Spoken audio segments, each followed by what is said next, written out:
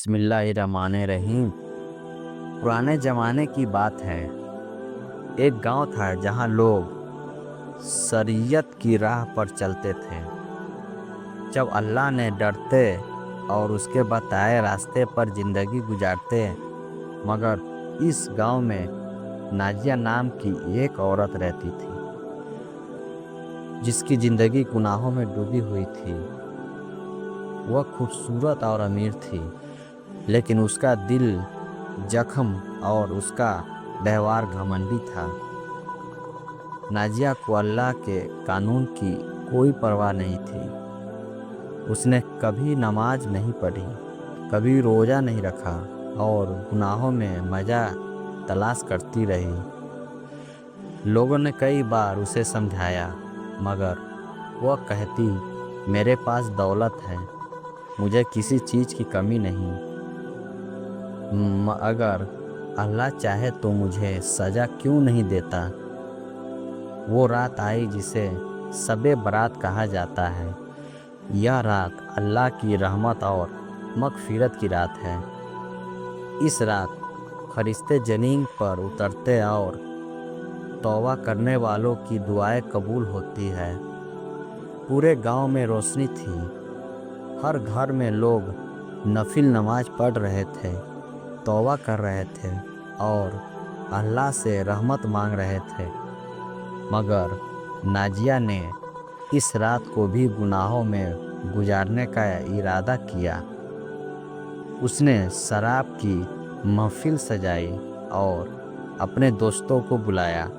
جب لوگ اسے عبادت کرنے کی صلاح دینے آئے تو اس نے ہنستے ہوئے کہا، میں مرنے والی نہیں ہوں، اللہ کو میری فکر نہیں، یہ سب وہم ہے۔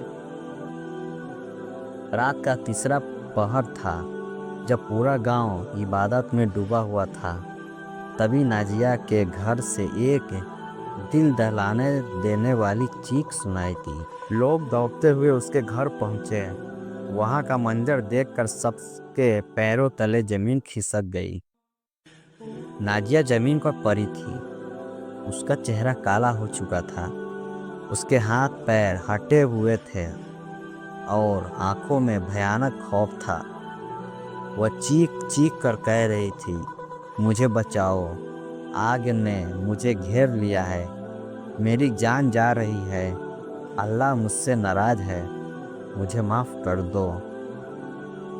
لوگوں نے اسے سہارا دے کر اٹھایا اور توبہ کرنے کو کہا۔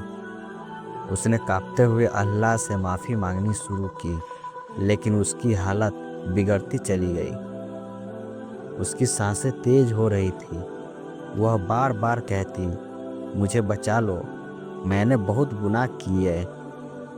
نازیہ نے روتے ہوئے اپنی ساری زندگی کے گناہ قبول کیے۔ اس نے کہا، میں نے اللہ کی نافرمانی کی، میں نے اس کے قانون کا مذاق اڑایا۔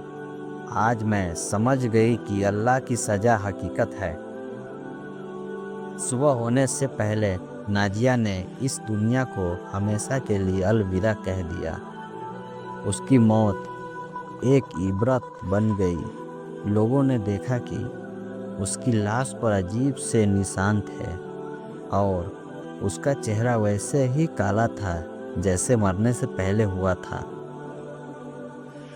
گاؤں کے لوگوں نے اس واقعے کو ایک نصیحت کے طور پر لیا۔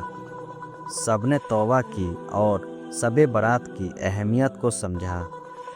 وہ سمجھ گئے کہ گناہ سے بچنا اور اللہ کی طرف لوٹ آنا ہی سچی زندگی ہے۔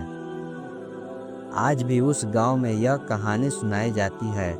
لوگ ایک دوسرے کو یاد دلاتے ہیں، اللہ بڑا رحم کرنے والا ہے، لیکن اس کی سزا بھی اتنی ہی سخت ہے۔ جو گناہوں میں ڈوبا رہے اور توبہ نہ کرے، اس کے لیے کوئی معافی نہیں۔ آمین۔